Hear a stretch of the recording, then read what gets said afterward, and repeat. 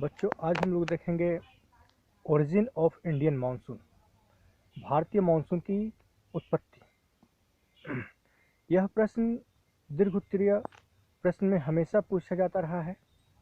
अगर मानसून की उत्पत्ति पूछा जाएगा तो भारत के भौतिक स्वरूप से संबंधित क्वेश्चन नहीं आएंगे, और अगर भारत के भौतिक स्वरूप से संबंधित क्वेश्चन आएंगे तो मानसून नहीं आएगा। ये अल्टरनेट में जनरली स्नातक स्तर पर पूछे ही जाते रहे। इसके अलावा इस चैप्टर से बहुत सारे ऑब्जेक्टिव क्वेश्चंस भी पूछे जाते रहे हैं, इसलिए इस वीडियो को थोड़ा ध्यान से देखेंगे। यह जलवायु तकनीकी से जुड़ा हुआ प्रश्न है। आपको पता है कि भारतीय मानसून जलवायु विशेषता है, क्योंकि इसमें साल भर जिस पथ पर हवा प्रवाहित होती है, 6 महीने तक जिस पथ पर प्रवाहित होती है, अगले 6 महीने ठीक उसके विपरीत पथ पर प्रवाहित होती है। इसलिए अरब भूगोलवेत्ताओं ने इस वायु प्रतिरूप के लिए मौसम शब्द का उपयोग किया। यही मौसम आगे चलकर मौसम बना और मौसम से मानसून हुआ। खैर, तो भारतीय मानसून की उत्पत्ति की जहाँ तक बात है तो भारतीय मानसून की उत्पत्ति के 2 सिद्धांत हैं। एक तो चिर सम्मतकालीन सिद्धांत या क्लासिकल थ्योरीज, जिसके अंतर्गत 3 लोगों ने व्याख्या करने की कोशिश की है।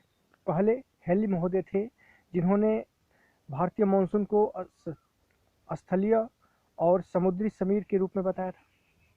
दूसरा तापीय सिद्धांत है, चिर सम्मतकालीन सिद्धांत में, जिसमें तापीय सिद्धांत की व्याख्या ब्रिटिश भूगोलवेत्ता बेकर और स्टाम्प ने की थी, और बताया था इसके अंतर्गत कि सूर्य के उत्तरायण होने पर उत्तरी भारतीय भूभाग पर, खास करके विशाल मैदानी भूभाग पर, निम्न दाब क्षेत्र का निर्माण हो जाता है, और इस निम्न दाब क्षेत्र में हवा की कमी जब हो जाती है तो उसे भरने के लिए अरब सागर और बंगाल की खाड़ी से आर्द्र हवाएं इस ओर बहती हैं, और जैसे ही इस स्थलीय क्षेत्र में प्रवेश करती है, वर्षा आरंभ हो जाती है।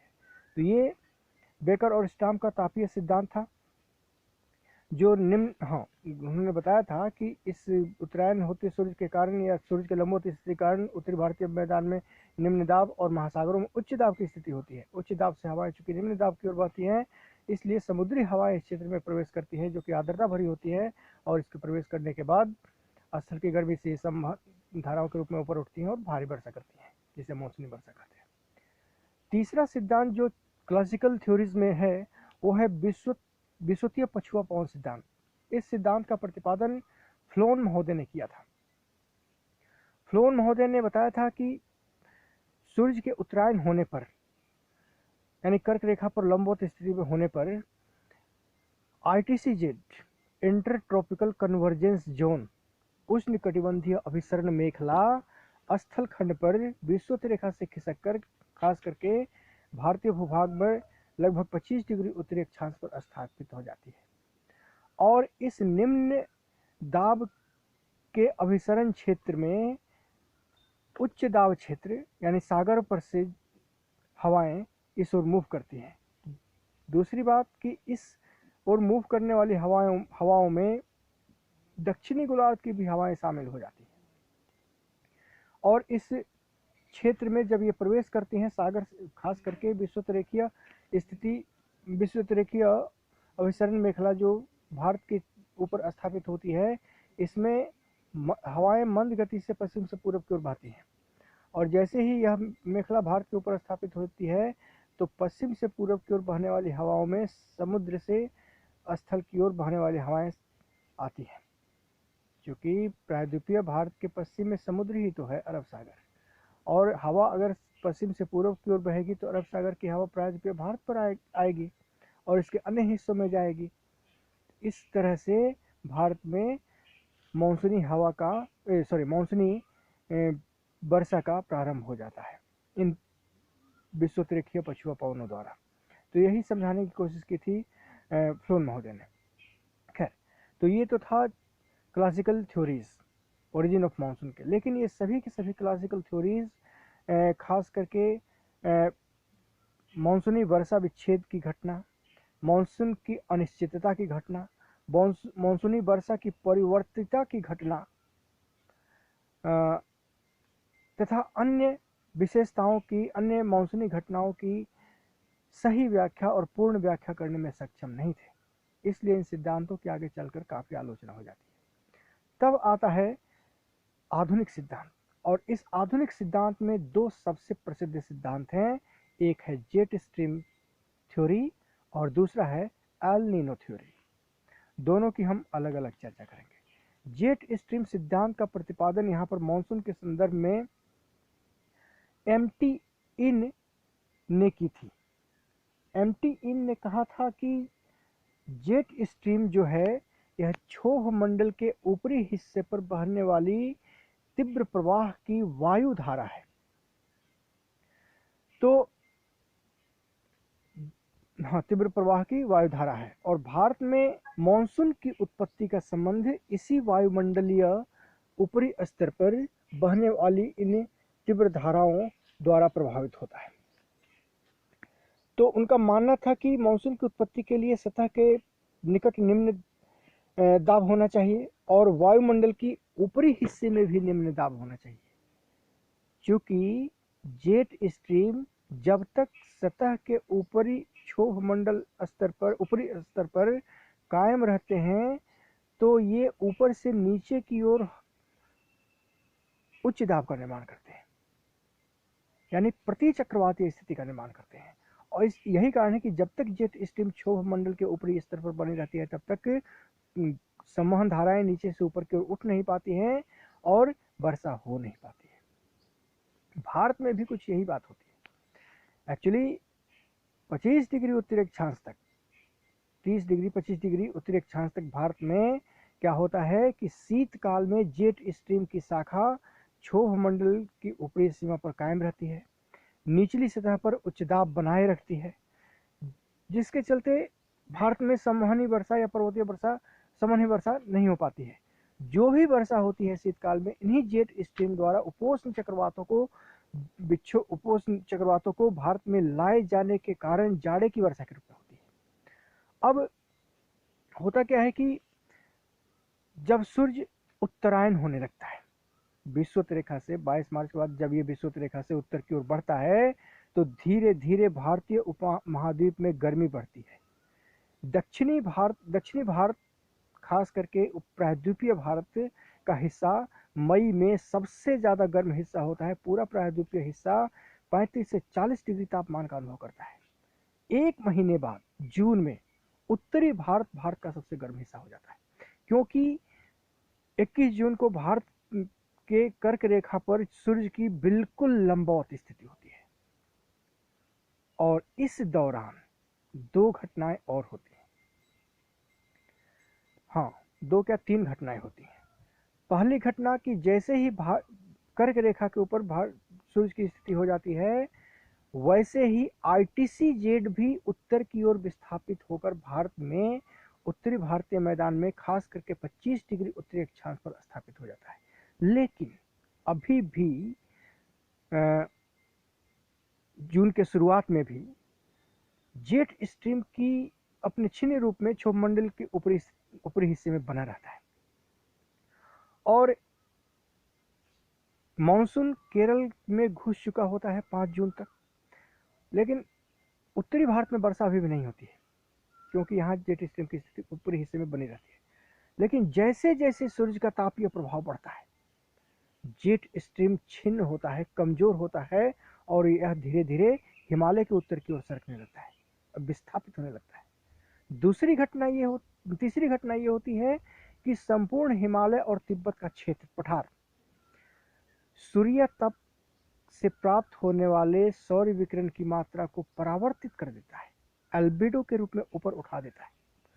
और यहाँ से एल्बिडो के रूप में ऊपर उठने वाली वाला तापीय विकिरण जो है अपनी हवाओं को भी गर्म करके ऊपर उठा देता है। ये गर्म हवाएं जब क्षोभ मंडल की सीमा तक ऊपर उठती हैं तो दो शाखाओं में बढ़ जाती है। एक शाखा उत्तर की ओर चली जाती है और दूसरी शाखा जो है वो दक्षिण की ओर विषुवत रेखा की ओर चली जाती है। एक ध्रुव की ओर जाती है तो दूसरी विषुवत रेखा की ओर। कहाँ से? तिब्बत के पठार और हिमालय के ऊपरी हिस्से से। अब क्या होता है कि जो दक्षिण की ओर शाखा जाती है, कुछ दूर जाने के बाद अपने दाहिने मुड़ने लगती है और अरब सागर में विषुवत रेखा के ऊपर जाते जाते इतनी भारी हो जाती है कि वह नीचे उतरने लगती है। इसी शाखा को वायुमंडल के ऊपरी हिस्से में, इसी शाखा को हम उपोष्ण पूर्वी जेट स्ट्रीम कहते हैं। जब ये पूर्वी जेट स्ट्रीम जैसे ही कायम होता है, उपोष्ण जेट स्ट्रीम जो कि पश्चिम से पूर्व की ओर भारत के उत्तरी मैदान में के ऊपर 12 किलोमीटर की ऊंचाई पर क्षोभ मंडल में बह रहा होता है, समाप्त हो जाता है, वो विस्थापित हो जाता है हिमालय के उत्तर। यानी उपोष्ण जाड़े के समय में कायम उपोष्ण जेट स्ट्रीम पूर्वी जेट स्ट्रीम के बनते ही समाप्त हो जाता है, ये उस हिमालय के उत्तर विस्थापित हो जाता है। और जैसे ही उपोष्ण जेट स्ट्रीम उत्तरी भारतीय मैदान से उत्तर हिमालय की ओर विस्थापित होता है, वैसे ही पूर्वी जेट स्ट्रीम काफी प्रभावी हो जाता है। संपूर्ण उत्तरी भारतीय भूभाग जो है, खास करके उत्तरी पश्चिमी भारतीय भूभाग और उत्तरी पूर्वी पाकिस्तान का एरिया बहुत निम्न दाब के क्षेत्र में कन्वर्ट हो जाता है, धरातल से लेकर क्षोभ सीमा तक। और इस क्षेत्र में हवाएं गर्म होकर ऊपर की ओर उठना स्टार्ट कर देती हैं और इस निम्न दाब क्षेत्र को भरने के लिए चारों तरफ से हवाएं दौड़ जाती है। इसमें हिमालय के उत्तर की हवा तो आ नहीं पाती है, अंततः अरब सागर की हवाएं और दक्षिणी गोलार्ध की हवाएं इस रिक्त को भरने के लिए पहुंचती हैं और स्थल खंडों पर जैसे ही एक पहुंचती हैं, एकाएक वर्षा होना स्टार्ट हो जाती है और हवाएं जैसे जैसे भीतर की ओर घुसती जाती हैं, वैसे वैसे वर्षा होती जाती है। इस घटना को, अचानक वर्षा होने की इस घटना को ही मॉनसून का फटना कहते हैं। तो इसमें हवा का प्रवाह जो होता है, खास करके मानसूनी हवाएं दो शाखा के रूप में, कल भी मैंने बताया था कि अरब सागरीय शाखा और बंगाल की खाड़ी की शाखा के रूप में आगे बढ़ती हैं। तो जैसे जैसे ये आगे बढ़ती हैं, बढ़ती जाती हैं और उनकी आर्द्रता घटती जाती है। अब क्या होता है कि इन हवाओं के आगे बढ़ने का जो क्रम होता है, वह आईटीसी जेड के मध्यवर्ती हिस्से में जो अक्ष है, उसी अक्ष की स्थिरता पर और अस्थिरता पर निर्भर करता है। जब तक आईटीसी जेड एक अक्ष के सहारे उत्तरी भारतीय मैदान के ऊपर स्थिर रहता है, तब तक ये हवाएं लगातार आगे बढ़ती जाती हैं, तेजी से आगे बढ़ती जाती हैं और भारी वर्षा करती हैं, लगातार वर्षा करती हैं। लेकिन सूर्य के तापीय प्रभाव और हिमालय की उपस्थिति तथा उसके शीत तापीय प्रभाव के कारण अगर ये आईटीसी जेड की स्थिति में कहीं भी उत्तर या दक्षिण की ओर दोलन हो जाता है, वैसे ही मानसूनी हवा या मानसूनी वर्षा बंद हो जाती है। अचानक मानसूनी वर्षा के बंद होने की इस घटना को और 7 से 8 दिन तक बंद रहने की इस घटना को ही मानसून विच्छेद कहते हैं। तो मानसून के दौरान मानसून विस्फोट और मानसून विच्छेद, ये बड़ा कॉमन क्वेश्चन है, ये आपसे शॉर्ट आंसर में पूछा जाएगा। तो इस तरह से जेट स्ट्रीम का सिद्धांत जो है मानसून की उत्पत्ति को समझाने की कोशिश करता है। अब दूसरा सिद्धांत जो है वो है एल नीनो सिद्धांत। बहुत सरल शब्दों में अगर समझिए तो एल नीनो सिद्धांत वास्तव में प्रशांत महासागरीय जल तल के संचलन, प्रशांत महासागरीय जल के तापमान और प्रशांत महासागर पर बनने वाले वायु दाब से संबंधित है, क्योंकि यही तीन कारक इस एल नीनो की घटना को जन्म देते हैं। होता ऐसा है कि पूरे प्रशांत में विषुवत रेखा के उत्तर और विषुवत रेखा के दक्षिण गर्म जलधाराएं पूर्व से पश्चिम की ओर बहती हैं। ठीक है, जब ये धाराएं प्रशांत को पार कर इंडोनेशिया के पास पहुंचती हैं, तो संपूर्ण इंडोनेशिया के चारों ओर का हजारों किलोमीटर का प्रशांत महासागरीय हिस्सा गर्म जल से भर जाता है और गर्म जल राशि के कारण इसके ऊपर की हवा गर्म हो जाती है। गर्म हवा संवहन धारा के रूप में ऊपर उठती है और दो शाखाओं में बढ़ जाती है। एक शाखा उत्तरी पश्चिमी भारतीय भूभाग के ऊपर तक पहुंचता है और ठंडा होकर नीचे उतरता है, तो दूसरी शाखा पेरू तट के पास प्रशांत महासागर के ऊपर उतरता है। आपको पता है कि हवा ऊपर से जब नीचे उतरती है तो उच्च वायुदाब का निर्माण होता है और नीचे से ऊपर उठती है तो निम्न वायुदाब का निर्माण होता है। इस प्रकार सामान्य स्थिति में प्रशांत महासागर के पश्चिमी किनारे, खास करके इंडोनेशिया और उसके चारों तरफ के हजारों किलोमीटर का एरिया निम्न दाब का क्षेत्र होता है और पेरू के तट के पास का हिस्सा उच्च दाब का क्षेत्र होता है। और ये स्थिति जब तक कायम रहती है, खास करके इंडोनेशिया और पेरू के बीच जो संवहन धारा के इंडोनेशिया के ऊपर संवहन धारा के ऊपर उठने और पेरू के पास उतरने की स्थिति अगर कायम रहती है, मजबूत स्थिति में कायम रहती है, तो भारतीय मानसून के लिए अच्छा सूचक होता है और भारतीय मानसून अच्छी स्थिति में होता है। भारत में काफ़ी वर्षा होती है। खैर, इसके कारण को हम आगे भी चर्चा करेंगे कि क्यों होती है, लेकिन ये अच्छी बात होती है। और इसी दोलन को, इसी क्या कहते हैं, चक्र को हम वाकर चक्र कहते हैं, क्योंकि इसकी खोज गिलबर्ट वाकर ने की थी। मैं बताना भूल गया था कि एल नीनो सिद्धांत पर का जो विकास है गिलबर्ट वाकर ने ही किया था। तो इस चक्र को, जो इंडोनेशिया से पेरू तट के बीच क्षोभ मंडल में बनता है, हवाओं का चक्र, इस चक्र को ही वाकर चक्र कहते हैं। इसी चक्र को, चूंकि यह दक्षिणी गोलार्ध में होता है, इसलिए इसको दक्षिणी दोलन भी कहते हैं, साउथ ऑसिलेशन। ठीक है, तो ये स्थिति जब कायम रहती है, मजबूत स्थिति में रहती है, तो भारत के लिए मानसून अच्छा होता है।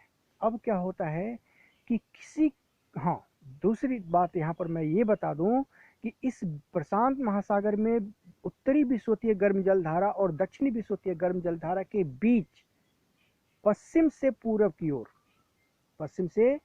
की ओर एक काउंटर करंट चलती है, जो इंडोनेशिया के पास गर्म स्थित जमा हुई गर्म जलराशि को लेकर पूर्वी प्रशांत की ओर, तट की ओर बहती है।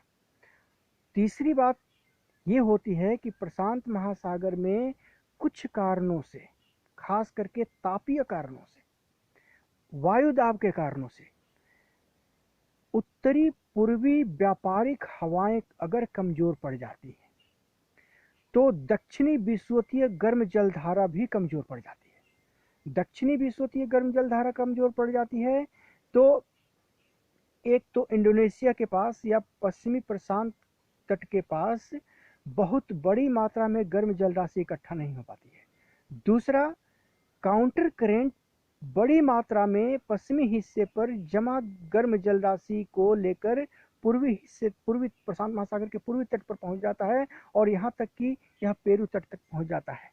पेरू के तट पर सामान्य स्थिति में ठंडी जलधारा बहती है, जिसको हम्बोल्ट जलधारा कहते हैं। इसकी दिशा ध्रुव से विषुवत रेखा की ओर होती है। लेकिन जब ये स्थिति आ जाती है कि दक्षिणी प्रशांत की व्यापारिक हवाएं कमजोर पड़ जाए और काउंटर करंट मजबूत हो जाए, दक्षिणी विषुवतीय गर्म जलधारा कमजोर पड़ जाए, तो पूर्वी प्रशांत में गर्म जलधारा का जमाव बढ़ने लगता है। गर्म जल का जमाव काउंटर करंट द्वारा बढ़ने लगता है और यही गर्म जल 3 डिग्री अक्षांश से लेकर 36 डिग्री अक्षांश के बीच, दक्षिणी अक्षांश के बीच फैल जाता है।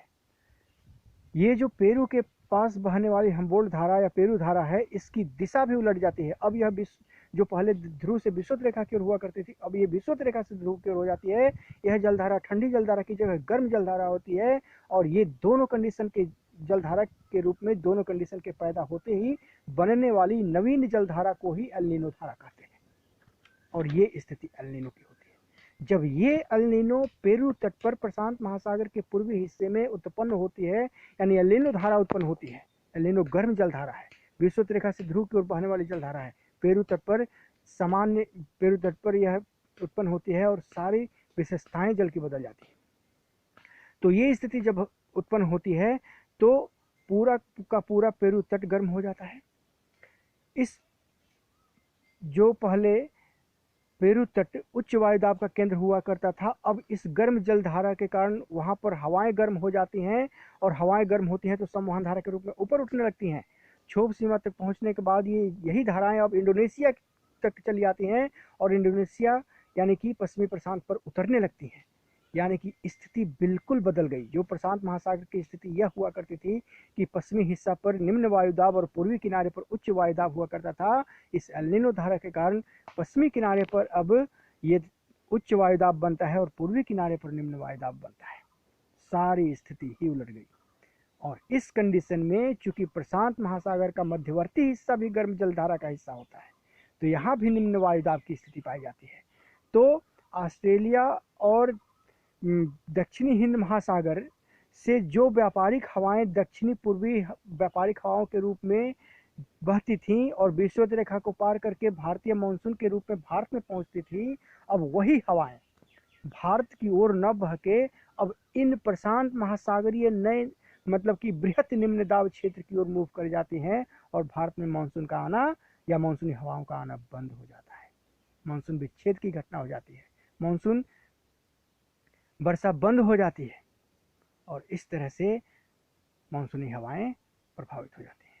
तो यहाँ पर जेट स्ट्रीम मानसून की उत्पत्ति का कारण है, लेकिन मानसून की अनियमितता और मानसून विच्छेद की घटना को अगर सही समझना है तो इसके लिए हमें एल नीनो को जानना होगा। तो एल नीनो की घटना प्रशांत महासागर में जब होती है तो भारत का मानसून प्रभावित हो जाता है, इसका मानसून नहीं आता है। ठीक है, तो इस चीज़ को थोड़ा ध्यान में रखेंगे। हाँ, तो मैं बता रहा था कि ये जो एल नीनो की घटना होती है ये ऋणात्मक घटना है। इस फेज को प्रशांत महासागर का गर्म होना कहते हैं, प्रशांत महासागर का वार्म फेज कहते हैं। यही प्रशांत महासागर का वार्म फेज जो है भारतीय मानसून के लिए काफ़ी विपरीत स्थिति में लाकर खड़ा कर देता है। जब तक इंडोनेशिया और उसके चारों तरफ का क्षेत्र और पश्चिमी प्रशांत महासागरीय हिस्सा गर्म रहता था और पूर्वी प्रशांत महासागरीय ठंडा रहता था, तो भारतीय मानसून के लिए ये स्थिति ड्राइविंग फोर्स का काम करती थी, संचालक बल प्रदान करने का काम करती थी। लेकिन जैसे ही ये स्थिति बदल जाती है, पश्चिमी प्रशांत महासागरीय तट उच्च वायुदाब का हो जाता है, ठंडा होने लगता है और पूर्वी प्रशांत महासागरीय तट गर्म होने लगता है, तो ये मानसूनी हवाओं को, भारतीय मानसून को कमजोर करने का काम करता है, विच्छिन्न करने का काम करता है और इसी स्थिति को हम एल नीनो कहते हैं और ये एल नीनो भारतीय मानसून को विच्छेदित कर देता है। तो इस प्रकार अगर हम देखें तो भारतीय मानसून की व्याख्या में ITCZ दूसरा पहला कारक है। दूसरा क्या कहते हैं कि पश्चिमी उपोष्ण जेट स्ट्रीम और पूर्वी जेट स्ट्रीम। तीसरा कारक है हेडली सेल और वॉकर सेल और चौथा कारक है हेडली सेल और चौथा कारक है वॉकर सेल। ये चारों के चारों इसकी उत्पत्ति में सबसे महत्वपूर्ण भूमिका निभाते हैं। अगर इसे आप समझ लें तो भारतीय मानसून की बेहतर व्याख्या कर सकते हैं। तो इस वीडियो में हमें मानसून की उत्पत्ति को ही समझना था, तो आप इसको थोड़ा बढ़िया से देख लेंगे और इस पर चूंकि कौन सा सिद्धांत किसने दिया था इससे प्रश्न पूछे जाते हैं। तापीय सिद्धांत किसने दिया था, तो तापीय सिद्धांत बेकर और स्टाम्प ने दिया था। दूसरा पूछा जाता है कि मानसून के से संबंधित विषुवतीय पछुआ पवन का सिद्धांत किसने दिया था, तो फ्लोन ने दिया था। मानसून से संबंधित स्थलीय समुद्र और समुद्री समीर का सिद्धांत किसने दिया था, तो हेडली ने दिया था। ये तीनों सिद्धांत परंपरागत सिद्धांत या चिर सम्मतकालीन सिद्धांत या क्लासिकल थ्योरी कहलाते हैं ओरिजिन ऑफ मानसून के। लेकिन मॉडर्न थ्योरी या रिसेंट थ्योरी जो है, आधुनिक सिद्धांत जो है, उसके अंतर्गत दो सिद्धांत आते हैं। एक तो जेट स्ट्रीम का सिद्धांत और दूसरा है एल नीनो सिद्धांत। जेट स्ट्रीम का सिद्धांत किसने दिया था, तो MT इन, और एल नीनो का सिद्धांत किसने दिया था, तो गिलबर्ट बाकर। यहीं पर पूछा जाता है कि एनसो क्या है, तो ENSO, E और N एल नीनो को इंडिकेट करता है और S और O साउथ ऑसिलेशन, दक्षिणी दोलन को इंडिकेट करता है। दक्षिणी दोलन क्या है, तो वाकर चक्र है। इस तरह के ऑब्जेक्टिव क्वेश्चंस आपसे पूछे जाते हैं। मैं बता चुका हूं कि वाकर चक्र क्या है, एल नीनो क्या है। तो आप वीडियो को देखिए, लाइक कीजिए और सब्सक्राइब जरूर कीजिए। Thank you.